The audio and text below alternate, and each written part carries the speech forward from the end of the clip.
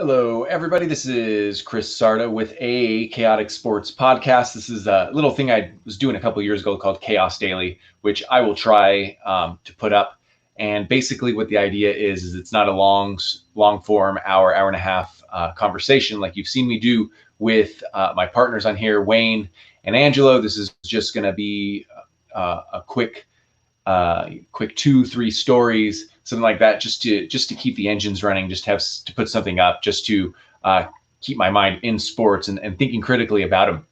You can find us at Chaotic Sports on Twitter, at Chaotic Sports Podcast on IG. You can find me at Chris Sarda. I, of course, do a Chaos and Comics thing on YouTube. That's more of a community thing for people into that. And you can find Wayne at Never Do I Lose on Twitter. So just a couple things. Like I said, I'm going to try to do this channel. Also, I want it to focus on, a little bit of memorabilia and sports cards too, with all the normal chaos that happens during the podcast. Hopefully we get on, but I do want to show more sort of a lower level baseball card collecting, because for sure, if you didn't hear, a 2009 Bowman Mike Trout card just sold with a signature, I think, of one of 5 in existence, just sold for $900,000. And I want to talk about that stuff in the sports card world. I want to discuss it, see what the card Twitter is talking about and stuff like that. But for me, the stuff I show is going to be a little bit more down to earth things. You're probably going to get a little bit more Homer for me stuff, like I collect team sets. So you're going to see like Dodger sets, and you're going to see Rocket sets and Clippers sets and LA Kings and probably the Las Vegas stuff. I might collect some Raiders stuff. I'm a Packer fan, so you'll see Packer team sets too. But I'm in Las Vegas. I might do some Raiders stuff just because it says Las Vegas on there. And me and Angelo have talked about doing a Las Vegas sports specific podcast. We'll see how that goes. We can barely get together for streams and podcasts now. So I want to do a little bit about the culture in sports too, but also talk about what's happening in sports, which is what this show is. A couple other things just to throw out there. Now, we did, I was really happy that we were at least pushing through, and we did a Last Dance video podcast for every single week right afterwards, the after show, the post-game report, whatever I called it. We did one every single week, and then we just fell off and didn't do it on the last day. And I'm going to talk about The Last Dance in a little bit, some of Horace Grant's quotes about it. But man, we didn't even touch it. So you're going to get my sort of twisted view. Angelo feels differently. We'll probably do this on a podcast. I don't know if we'll do a Last Dance one specifically, but The Last Dance will come out because there's not a lot of sports happening, obviously, as you know. And we all watched it and enjoyed it. Wayne disappeared for a little bit. I'm not sure what happened to him, but he wasn't on the text messages or in the chats or anything like that. But he's back now, so we'll get him on too. I'd like to do a lot more on this channel, just because sports are such a big part of my life, and we talk about them a lot. So we might as well do it on YouTube and do a podcast, which I'm recording now. So anyway, let's get into it. The first thing I want to talk about is the idea of fans in the stands, which I think everyone is getting used to the fact that we're going to have at least a year in the majority of our sports where there's not going to be any fans in the stands. And, that was unthinkable a while ago, even though I've been on record saying that I don't love live sports as much. If I were to go to a hockey game here in Vegas, or if I were going to go travel to a Dodger game, the reason would be more like the friendship thing, hanging out with friends. A bunch of people are going to go, me and Angelo is real excited to, a few years ago, maybe it's like probably 3 or 4 years ago now, see Madison Bumgarner versus Clayton Kershaw, and we drove down there and went and checked that out and had a great time. And that's that part of it, like friends, sports, hanging out, hitting a game, having an event. That's the part of it that would get me to a live game. But I often go to concerts, by myself, of these, obscure metal bands and hip hop groups. I just go to myself because I know I can get there when I want. I'm there to see the performance, and then I just roll out when I want. Or if I'm tired, I leave early, and I don't have to tell anyone, So in that sense, it's very different for me. And I think that's been happening availability and the excitement for people to have sports on TV and when you want them and DVR'd and talk about them on Twitter and whatnot and get all the stats at your fingertips. I think that's been a negative pressure on actually going to the games. That's not to say that big games don't get full. That's not to say that prices for tickets aren't getting higher and higher. It's not like they were having trouble filling seats at UFCs and at football games and whatnot. Maybe not all sellouts, but there were still fans there. But I think there's been some pressure on it going the other way anyway. Now we just got an extreme version of it that, the plague has happened. And now we got to figure out how to and how it's going to affect our games, our favorite sports. We got to figure out how to watch it on TV in a way that we weren't used to. And I think that the NFL is the league that's going to be most affected by not having fans. The UFC definitely is affected. Boxing will be too, of course. So any sport of that nature will be for sure, and we'll compare those in a second. But in basketball and in baseball, while it's important, in basketball you have everyone so close. In baseball, sometimes the stadium is almost empty because it's a game at 9 a.m. or something like that on a Wednesday, and you can hear what's going on more. Getting a weird call, guys. So the podcast's over because I got a call. I should have went on airplane mode while I recorded. So that means, let's see if we could put that back on. Oh no, it's still recording. Look at that. Look at that technology, boys. Anyway, that affects it just from it being quiet. Also, the build definitely has an effect in baseball. At the beginning, it's quiet. People are excited at the beginning, but then they start watching a ball game. Baseball has this sort of feels like a pastime. You sort of talk to other people while it's going on. But then as the innings get closer to the ninth, and if the game's tied and you have a situation where it's 3-2 and there's a runner on third and the game is tied, bottom of the eighth, bottom of the ninth, that buildup starts getting crazier and crazier. Aaron Judge comes to the plate. The crowd goes crazy. It's a different buildup, and the fans definitely affect what's going on in the field. Basketball's the same way. Those guys play right next to people, right next to rich people. There's no blockage between them and the fans, as maybe Pacers fans can tell you about that happened a decade and a half ago. So that affects it too. You can hear all the trash talking. Everyone's really close. More than once you've seen a basketball player try to save the ball and they jump into the stands. That's definitely has an effect and will make it different. But football, the fans actually have a definitive effect on the game. Like when you're in Seattle or another place like New Orleans that's considered very loud, the fans go crazy when the other team is playing offense. The fans know to be loud so that they can affect the game, so that the offensive side cannot hear plays or have to figure out how to call plays without being able to hear each other and how to call them quickly. The fans have an actual effect on the game more than any other sport. And I mentioned UFC and boxing. Now, no crowd there does affect that sport, but in a different way, because as we've seen in these last 3 UFCs, it seems like the corners are going crazy and they're trying to affect the judges. And maybe they were doing that before, but the crowd sort of had a bigger effect on it, or it actually helped, the judges going nuts. I feel like, or not the judges, the cornermen going nuts. And I feel like they've always gone nuts. The crowd sometimes maybe drowned it out. With the UFC too, everyone keeps talking about the crowd, but the first 10 fights of a UFC card, the arena's empty pretty much. So the corners actually have it's not something new, is what I'm saying. It's new for the main event, for the 5 fights on the pay-per-view or for the main event, but it's actually not something I hadn't seen before in my life, kind of thing. So that's definitely an effect, more than I would say basketball or baseball, but nothing nothing like football.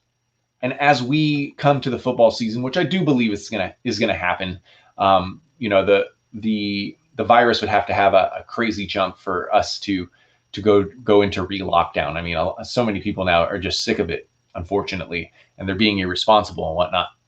But I do expect the football season to happen. Now, whether that happens in the individual stadiums or whether we do the Las Vegas or Orlando thing, I don't know. But I think we are going to get football, and this is gonna be an incredibly different game. Now, it's always going to be football, just like college football is the same game as NFL, but such small differences, can make the game have a completely different feel. And we've already seen this in the comparison of the NCAA and the NFL. Now, I'd like to throw in the XFL and whatnot there, but it never had a chance to build. It never had a chance to get big fandom. The college game and the pro game, the NFL pro game are, they've been standardized. They've figured things out, and they have their own feel that only changes very little from year to year. Now, decade to decade, it changes a lot. So just the small differences in the rules from the NFL to college, and then also the talent gap. In college, there's a huge talent gap. You'll play teams that are significantly worse than you. This is not, Browns from 5 years ago against the Patriots or something. This is a significant talent difference. And sometimes you can have a significant talent difference in just one facet of the game, like, your right tackle and a defensive lineman or something. You can have a significant difference, and that can affect the game because, now the good team with the weak tackle needs to start going to the left or something. So just those tiny differences give college and the NFL a completely different feel. And obviously what's happening now to the NFL with no fans and the way that there's no off season. So, rookies aren't going to have time with their team. They're not going to, it takes time even with an off season to feel like you're part of the team. Now you're just going to sort of show up one day with some practices. With no fans, with rookies, I think we're going to see veterans be far more important. And it's going to change a lot. I keep getting calls from private numbers. I should really put this on airplane mode, right? That we're going to see something completely unprecedented in my mind, that NFL football in 2020 is going to be more about how you can adapt to changes rather than did you make a team that can compete better from last year. Now there's teams and coaches and players that I think would be best fit for that. Now Tom Brady and Belichick would probably be the absolute best fit for that because they can adjust to anything. When Tom Brady wasn't there, Bill Belichick was able to adjust. Now, I don't know if he can get over that hill this time, but it's definitely a benefit for him. How does Seattle adjust? Seattle is always there, but is this the same Seattle that we're used to without those fans there? Russell Wilson seems to be able to make every adjustment that has ever been needed in football forever because no one thought he'd be this good, right? Veterans are very important. What about veterans in new situations? So Tom Brady's in a new situation. Obviously, he's a consummate pro, but he's in something even he's never seen before, a new team and a new coach. Like he's never experienced this before. So how does he adjust? But, it's Bruce Arians there, and we know he's the quarterback whisperer. Not all quarterbacks, apparently, but he's the quarterback whisperer. So we're going to get something unprecedented. And not only does that excite me from a pro standpoint, it also excites me, from on the field standpoint. It also excites me from how producers handle it. What are you going to do? Are you going to just run it the same way that you did, and there's just not going to be fans there if you're TV? I almost hope they give producers a lot of leeway to do it their own way. Are you going to put fan noise in the background? That's silly to me. Even sillier is CG fans. That's just silly, right? But there's a lot of things you can do with making the noise on the field louder. Could you try what the XFL did, where you can hear the plays? But how does that change the game if you're essentially stealing calls? Like, we were like suspending people and accusing people of being cheaters. But if you did what the XFL did and you let the hero plays, you're essentially stealing science in baseball, right? Does that change the game? Do you do that? Because the most important is the fan experience, right? The people on TV need to have a good experience. That might be one of them. How do you deal with the profanity on the field? Obviously, these are young men, pro athletes. They have a certain intensity. There's a lot of profanity on the field.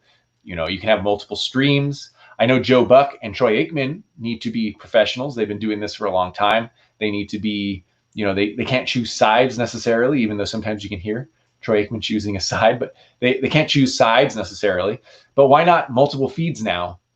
You know, where you get a fan feed where it's like me rooting for the Packers, talking in terms of the Packers, talking about the Packers and what they need to do to win and whatnot. Why can't there be separate feeds? When the Packers are playing Minnesota, there's a Minnesota feed too. The enemy can go listen to that fan feed, you know. I don't think that's a bad thing, to be honest. You don't have to listen to it necessarily, you know. So I think there's just a lot of options, and I hope they really allow producers to really play with it, to see what works and what's cool, rather than set themselves up to, you know, just toe the line or do something standard. Like, there's a lot of opportunity here for something new and fun, and that's what I'm excited about the NFL season. Just the way the game changes, and that we'll be talking about that a lot, because there's a lot of hypotheticals right now, you know, and obviously all these sports have hypotheticals, including, you know, the NBA. I'm still not sure who's going to win. We're going to talk about who's going to hypothetically win between the Clippers and the Lakers now. That's what we're going to have to do. But in the NFL, once this is going down, and you know, teams are doing things that we're not used to seeing them do.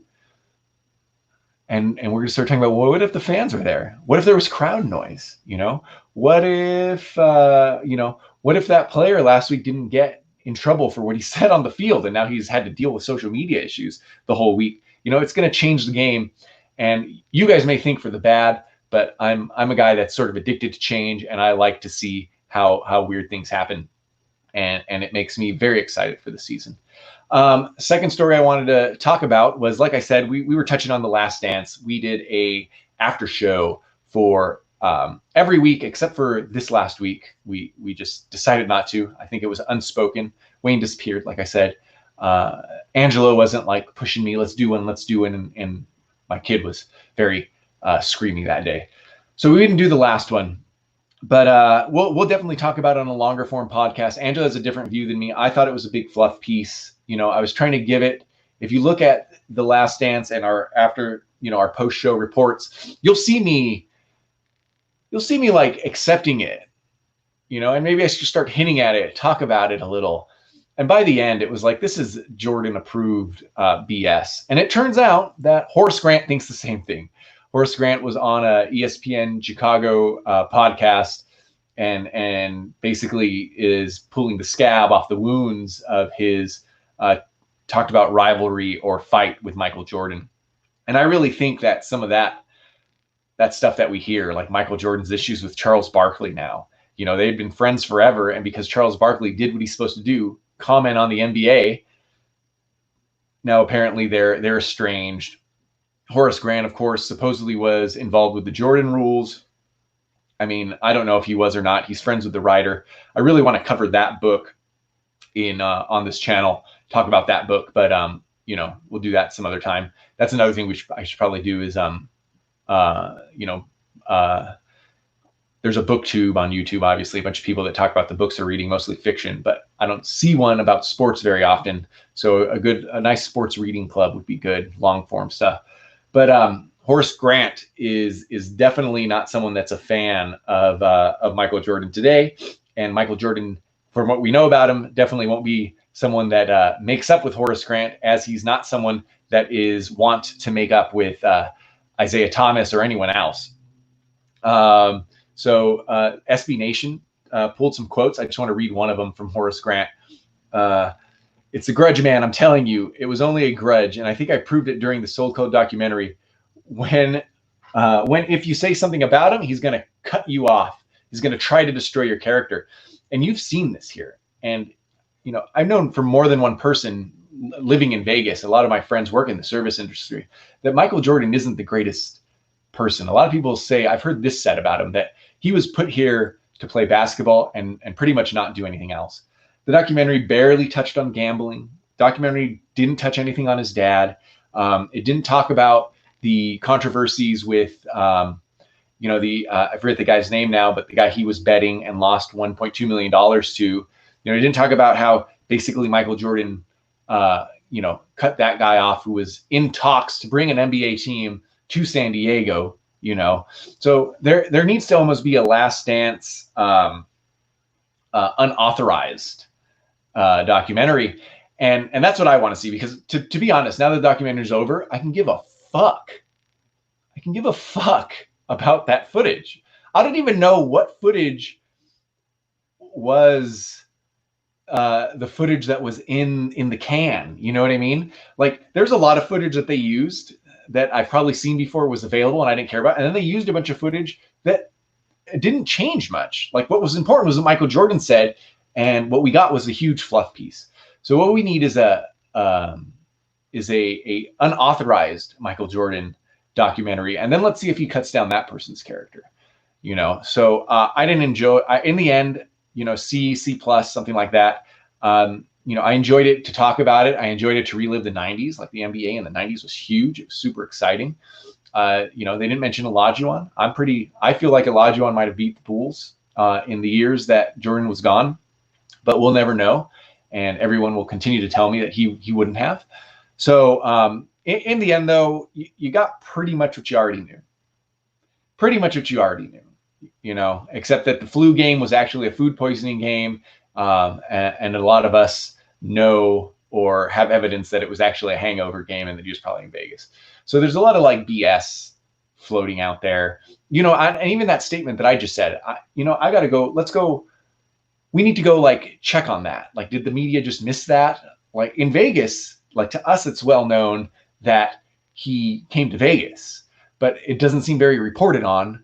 So, maybe it's a Vegas sort of rumor, a Vegas story that isn't true. I'm not going to say our old slogan because I'm sick of hearing it. I live here. I'm sick of hearing that. Anyway, just want to put a pin. We're going to put a pin in The Last Dance because I'm sure we're going to talk about it more. And I'm going to cut this off here. The only thing I want to do, we're going to wind it down, is I do want to show, Cam Newton is, crash on Windows 10. We don't want that, do we? We don't want that. We're going to do the Chrome tab of Monsieur Cam Newton here. And so Cam Newton still doesn't have a team. Still doesn't have a team. Are we on it? Good. Good for us. So Cam Newton still doesn't have a team, but he is out and about. This is the best pass he put on Instagram. He wanted to show everyone, what's going on, what he's doing on Instagram. Apparently, I don't have anything. Some of these look like football cards to me. We'll get to the videos in a second. Look, that might as well be a football card. He had someone that knew how to work to focus him in by putting, by blurring the backgrounds and stuff.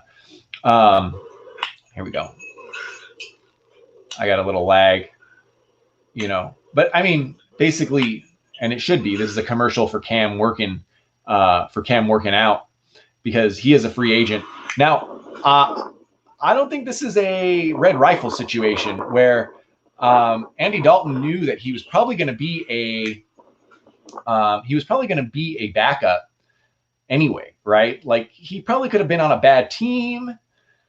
He probably could have been on a bad team and been a starter, something like that. He could have probably got more reps, get more money. But hey, you never know. Dak might get hurt. He would be able to play for his favorite team, and it just worked out for him. He had a house in Dallas. He can't really practice.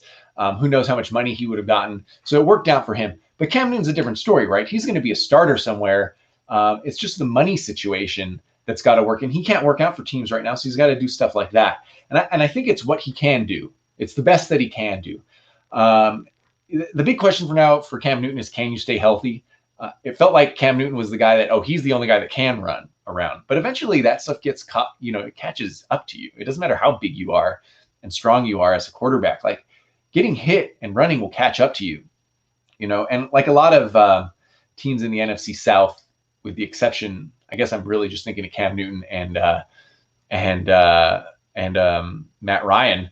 You know, you have one super year. Matt Ryan's had a few other years that have been quiet, but you have this one super year, and then you get quiet, and then people start finding, you know, you go back to what you were when people weren't sure if you were good or not. And Matt Ryan's had bad years and actually underrated years. Last year was an underrated year, but people don't know what they're going to get from Cam Newton, and that makes them afraid to spend the money.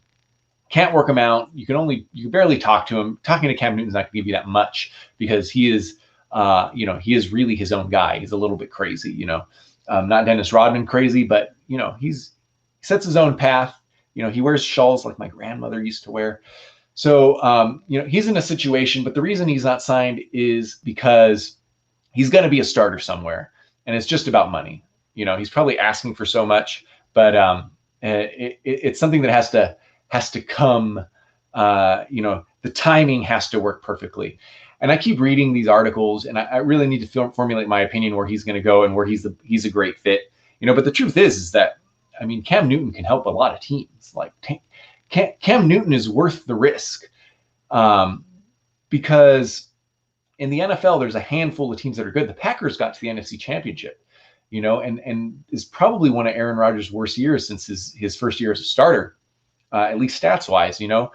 So there's a lot of teams that can just take the risk on Cam Newton, you know. So one of those teams is the Bears.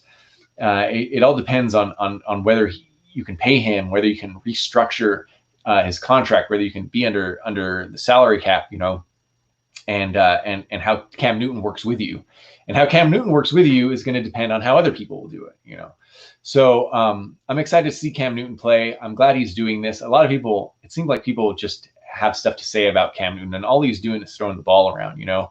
Like, that's exactly what he should be doing right now, is showing that he's working out, he's staying strong, he can throw the ball, try to prove that he's healthy. We don't know until he actually gets onto the field, you know.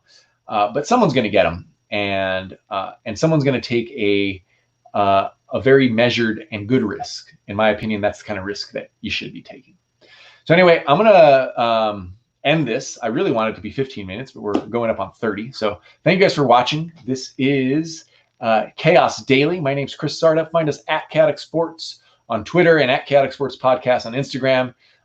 Angela really handles the Instagram. We're both on and off on the Twitter. You can also find me for smorgasbord of stuff, not necessarily sports, on at Chris Sarda. Thank you guys for watching, and keep an eye on this channel. More Wayne, more Chris, more Low. You guys have a great day.